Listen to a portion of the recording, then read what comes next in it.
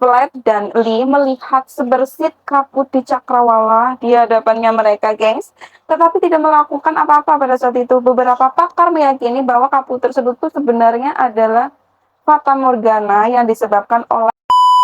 Assalamualaikum warahmatullahi wabarakatuh. Terima kasih yang udah mampir di videoku. Oke, di video sebelumnya aku sempat bahas kecelakaan kapal di segitiga Bermuda dan di perairan Lembo, ya kan? Dan kali ini aku mau ngebahas soal tenggelamnya kapal Titanic, geng. Nah, kalian tuh pasti udah tahu cerita secara detailnya di film, ya kan ya? Nah, kali ini yang aku bahas bukan cuma tentang kisahnya, tapi tentang konspirasinya, gengs, yang katanya kapal ini tuh nggak akan mungkin tenggelam karena udah didesain dengan sangat rapih, gengs. Lalu seperti apa sih ceritanya? Yuk, mari kita bahas. Nah, seperti yang kalian tahu, kapal ini benar-benar membuat sejarah panjang mengerikan di dunia maritim, gengs. RMS Titanic adalah sebuah kapal kedua samudra kelas Olimpik yang mengalami kecelakaan mengerikan di sepanjang sejarah maritim. Nah, pada tanggal 15 April 1912 di Samudra Atlantik Utara, gengs. Nah, di mana kapal tersebut merupakan bagian dari naungan White Star Line yang dibuat di Harland and Wolff di Belfast, Irlandia. Itulah ya. Nah, White Star Line sendiri adalah perusahaan perkapalan Britania yang memiliki 29 kapal uap dan tender pada tahun 1912. Bukan itu saja, gengs. White Star Line ini juga memiliki 3 kapal terbesar dalam armada perusahaannya. Di antaranya RMS Olympic, yang kedua RMS Titanic, dan HMHS Britannic. Nah, 3 kapal tersebut lahir dalam sebuah perbincangan pada pertengahan tahun 1907, gengs, antara kepala White Star Line, J. Bruce Ismay, dan hartawan Amerika Serikat J. Pierpont Morgan. Ini seorang pemodal dan bankir asal Amerika yang mengendalikan perusahaan induk White Star Line International Mercantile Marine itu layaknya sih. Nah, yang pada saat itu menghadapi tantangan yang semakin menjadi-jadi dari pesaing utamanya, yaitu si Cunard, guys, yang telah meluncurkan Lusitania dan Mauretania. Nah, kapal penumpang tercepat yang beroperasi saat itu, guys. Nah, Ismay selaku kepala White Star Line memilih untuk bersaing dalam hal ukuran ketimbang kecepatan dan berencana meluncurkan jajaran kapal baru yang ukurannya lebih besar daripada sebelumnya, serta dibuat senyaman dan semewah mungkin, guys. Nah, jajaran kapal ini dibangun oleh galangan kapal Belfast, Harland and Wolff yang sudah mempunyai hubungan lama dengan White Star Line sejak 1867. Salah satunya yaitu RMS Titanic. Kenapa disebut RMS, gengs? Nah, RMS sendiri singkatan dari Royal Mail Ship, adalah awalan kapal yang digunakan untuk kapal laut yang dikontrak oleh Royal Mail Britannia Raya untuk membawa surat pos, gengs. Jika kontraknya udah habis nih ya, nanti namanya tuh kembali lagi seperti semula, gengs. Nah, kapal ini dirancang dengan desain yang sangat mewah pada zamannya, dilengkapi dengan gimnasium, kolam renang, perpustakaan, restoran kelas atas, dan kabin mewah, gengs. Mewah kali pada saat itu, gengs. Nah, pada hari Senin 2 April 1912, RMS Titanic diuji coba terlebih dahulu sebelum keberangkatan perdananya, gengs. Nah, perwakilan dari berbagai perusahaan ikut dalam uji coba Titanic pada saat itu. Nah, pelayaran uji cobanya terdiri dari serangkaian tes terhadap karakteristik kendalinya. Yang pertama dilaksanakan di Belfast Lock dan perairan terbuka Laut Irlandia. Nah, selama 12 jam Titanic dioperasikan dengan berbagai kecepatan, kemampuan beloknya diuji dan berhenti mendadak. Nah, dilakukan dengan pengunduran mesin dari mode maju penuh hingga mundur penuh pada saat itu, kan.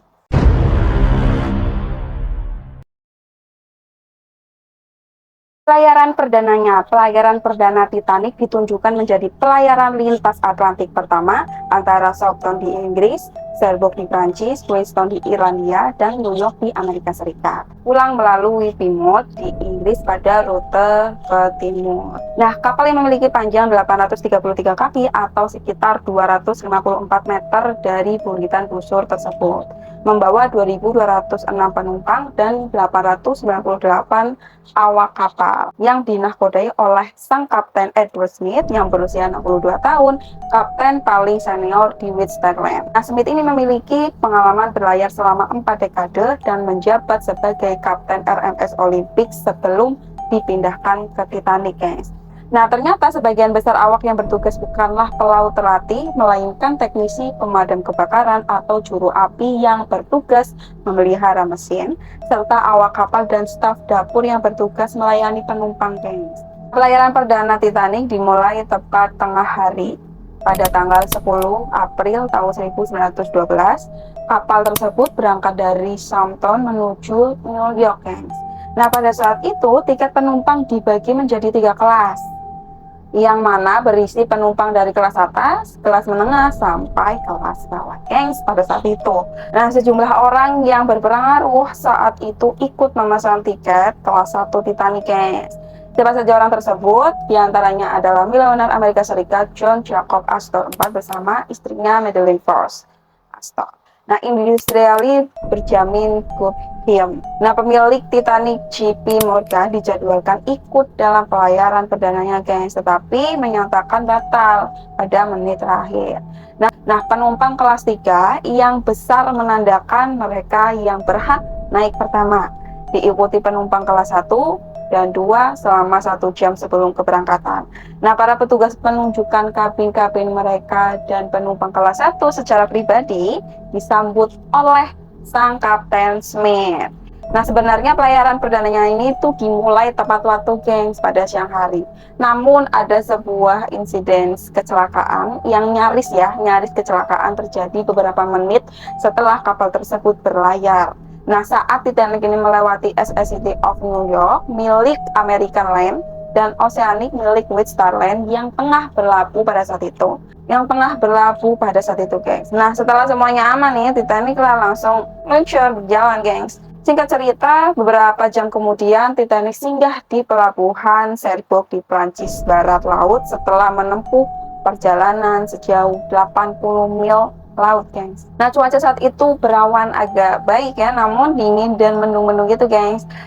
Nah, di pelabuhan ini tuh Titanic menaikkan sejumlah penumpang karena Cherbourg ini tuh tidak memiliki fasilitas dermaga untuk kapal seukuran Titanic.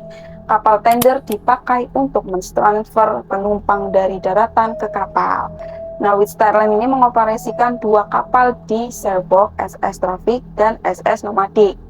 Nah, keduanya dirancang sedemikian rupa sebagai kapal tender untuk kapal kelas Olimpik dan diluncurkan tidak lama setelah Titanic. Persinggahan berikutnya adalah Queenstown yang sekarang menjadi Cork ya di Irlandia.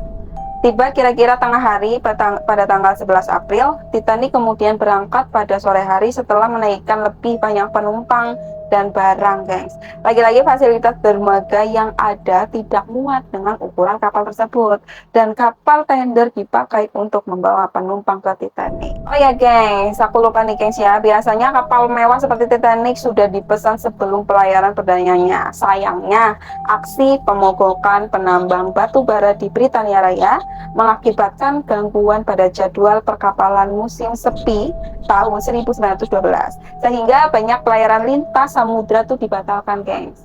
Banyak calon penumpang memilih untuk menunda rencana perjalanan mereka hingga mogok usai. Nah, mogok tersebut selesai beberapa hari sebelum Titanic berlayar, tetapi sudah terlambat karena besarnya dampak yang dirasakan pada saat itu. Nah, Titanic hanya mampu berlayar pada tanggal yang dijadwalkan karena batu baranya dipindahkan dari kapal lain yang berlabuh di Southampton seperti City of New York dan Oceanic. Nah, lanjut, setelah meninggalkan Queenstown, Titanic menyusuri pesisir Irlandia hingga Fastnet Rock, kira-kira sejauh 55 mil laut. Cuaca saat kapal meninggalkan Irlandia cerah dengan langit berawan dan angin haluan, gengs. Nah, suhu sejuk sepanjang Sabtu 13 April, tetapi keesok harinya Titanic melewati front cuaca dingin dengan angin yang kencang dan gelombang setinggi 8 kaki atau 2,4 meter.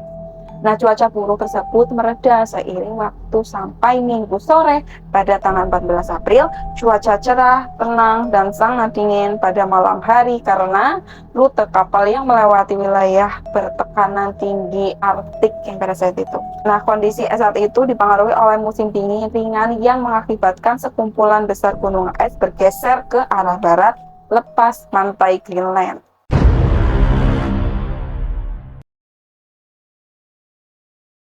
Tenggelamnya kapal Titanic. Nah, pada tanggal 14 April tahun 1912, operator radio Titanic menerima 6 pesan dari kapal lain yang memperingatkan mengenai bahaya es hanyut, guys. Nah, keberadaan es ini mulai terlihat oleh para penumpang Titanic pada sore hari. Nah, pesan-pesan tersebut tidak semuanya diteruskan oleh operator radio kepada kapten kapal, guys. Nah, ketika itu Marconi di kapal samudra merupakan karyawan Marconi Wireless Telegraph Company dan bukan awak tetap kapal, guys. Nah, tanggung jawab utama mereka adalah mengirimkan pesan kepada para penumpang dan laporan cuaca dikesampingkan sebagai tanggung jawab tambahan, guys. Peringatan pertama diterima pada pukul jam 9 pagi dari RMS Koronia melaporkan keberangkatan Gunung Bongkahan dan ladang es. Kapten Smith mengakui telah menerima pesan tersebut. Lalu pada pukul sekitar 13.42, RMS Baltic meneruskan pesan dari kapal Yunani Athenia bahwa kapal tersebut telah melewati gunung es dan ladang es berukuran besar. Nah, pesan tersebut juga diterima oleh Smith, guys, yang lantas meneruskan laporan tersebut kepada J. Bruce Ismay selaku pemimpin White Star Line yang berada di Titanic dalam pelayaran perdananya, guys. Nah, Smith memerintahkan agar kapal menempuh rute baru yang lebih jauh ke selatan. Nah, pada pukul 13.45, kapal Jerman SS Amerika yang berlayar tidak jauh dari selatan melaporkan telah melewati 2 gunung es besar. Pesan tersebut tidak pernah sampai kepada Kapten Smith atau relasi lainnya di anjungan Titanic, guys. Tidak diketahui alasannya, bisa jadi terlupa karena operator radio sibuk memperbaiki peralatan yang rusak pada saat itu. SS California melaporkan adanya 3 gunung es besar pada pukul setengah 8 malam, ya guys ya. Dan kapal Uat Mahesa juga melaporkan telah melihat banyak bongkahan es yang berat dan sekumpulan gunung es besar. Juga ladang es pada pukul 21.40.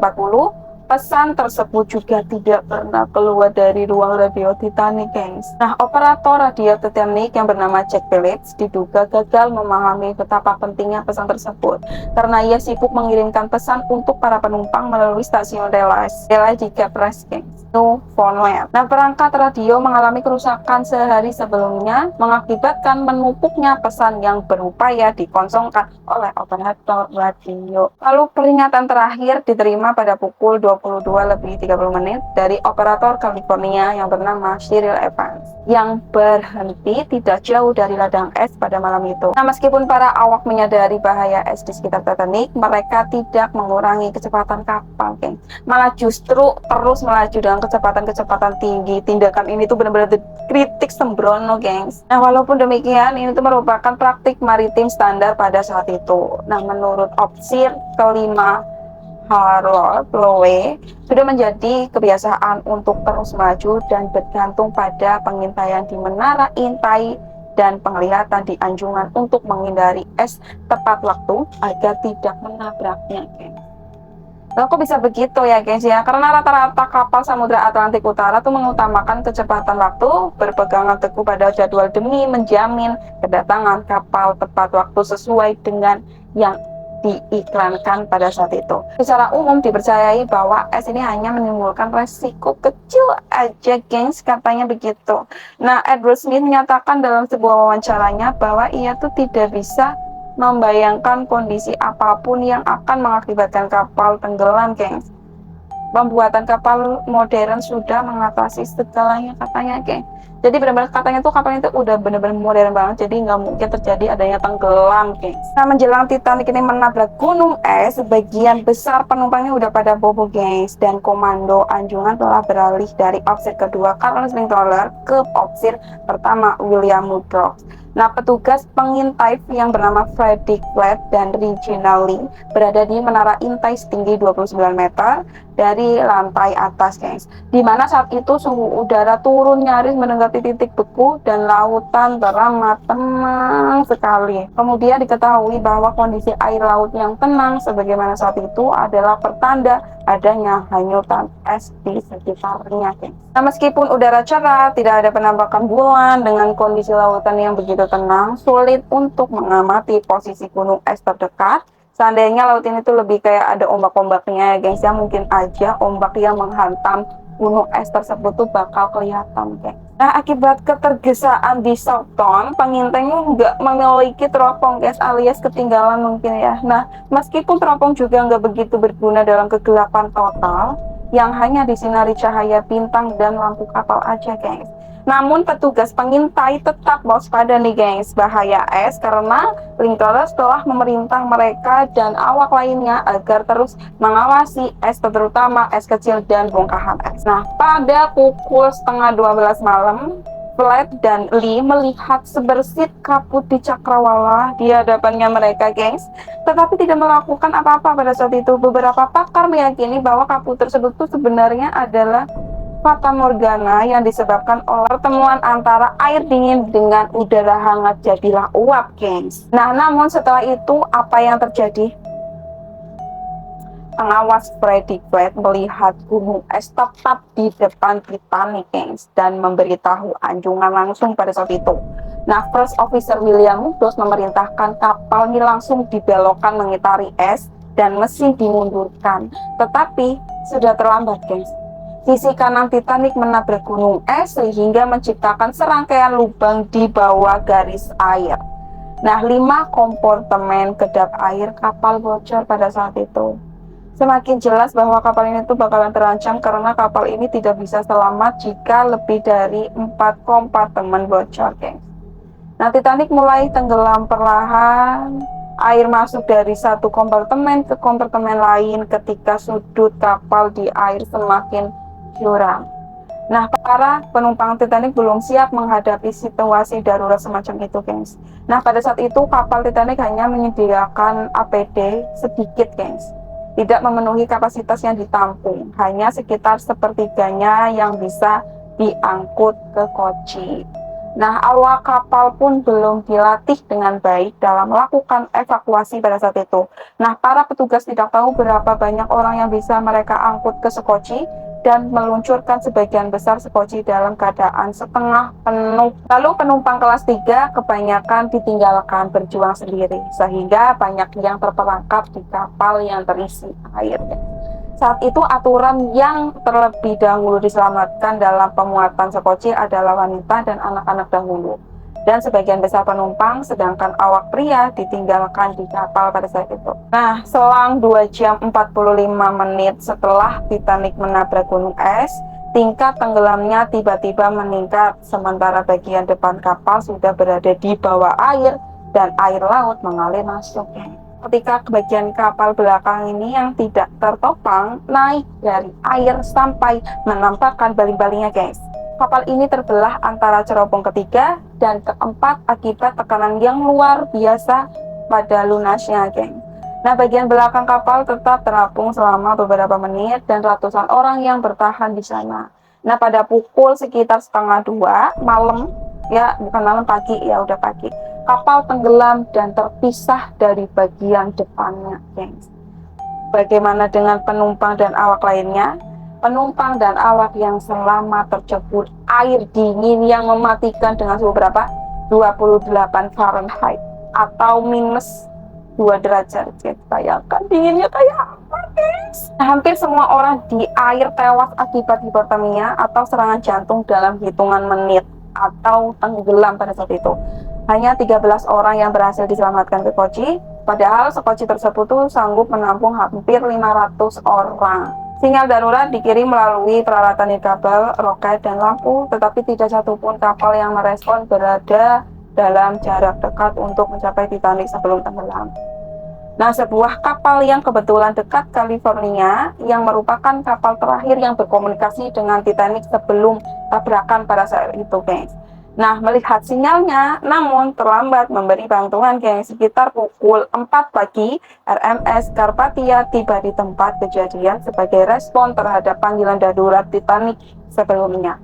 Nah, sebanyak 710 orang selamat dari bencana ini dan mereka diangkut oleh Carpathia ke New York, kota tujuan Titanic. Sementara 1.517 orang lainnya tidak selamat pada saat itu. Nah, dari kejadian tersebut ditanggapi dengan keterkejutan dan kemarahan dunia atas jumlah korban yang sangat besar dan kejanggalan regulasi dan operasi yang terjadi serta sekoci dan alat kelengkapan penyelamatan lainnya yang tidak memadai. Nah, penyelidikan publik di Britania dan Amerika Serikat mendorong perbaikan besar-besaran keselamatan laut. Salah satu warisan terpenting dari bencana ini adalah penetapan Konvensi Internasional untuk Keselamatan Penumpang di Laut atau disebut SOLASI atau disingkat SOLASI yang masih mengatur keselamatan laut sampai sekarang.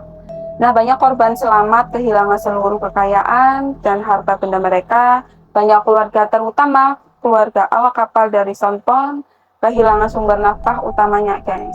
Nah, mereka semua dibantu oleh banjirnya simpati dan sumbangan amal dari masyarakat sekitar.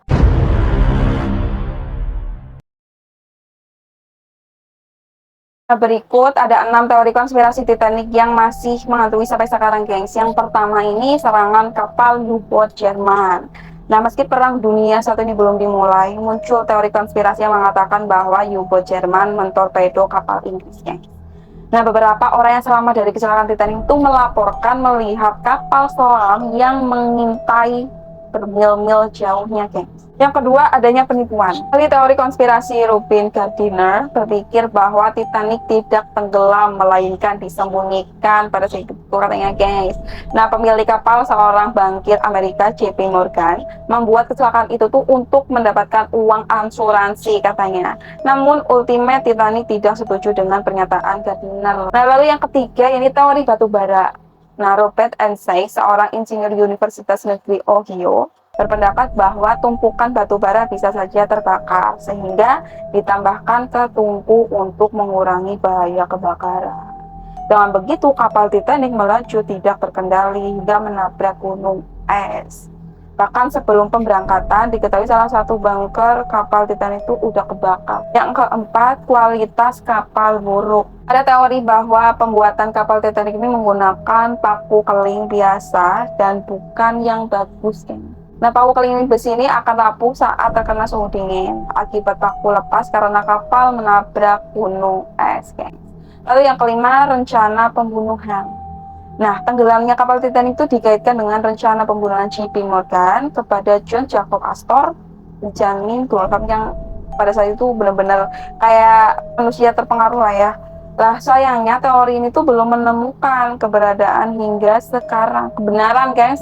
Ya, salah mulu. Lalu yang keenam, terdapat mumi terkutuk.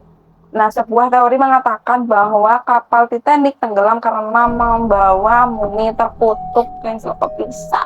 Nah, kabarnya mumi itu tuh adalah putri Mesir yang telah menghancurkan kapal Inggris pada tahun 1900-an, guys. Namun, Charles Haas dari Titanic International Security tidak menemukan mumi tersebut, guys. Sekian dari ceritaku, di mana kapal tersebut adalah kapal yang benar-benar mencatat sejarah mengerikan di dunia maritim, gengs. Oke, terima kasih yang udah nonton, dan jangan lupa like, komen, dan jangan lupa juga klik tanda loncengnya supaya tahu updatean aku selanjutnya, gengs ya. Terima kasih. Wassalamualaikum warahmatullahi wabarakatuh.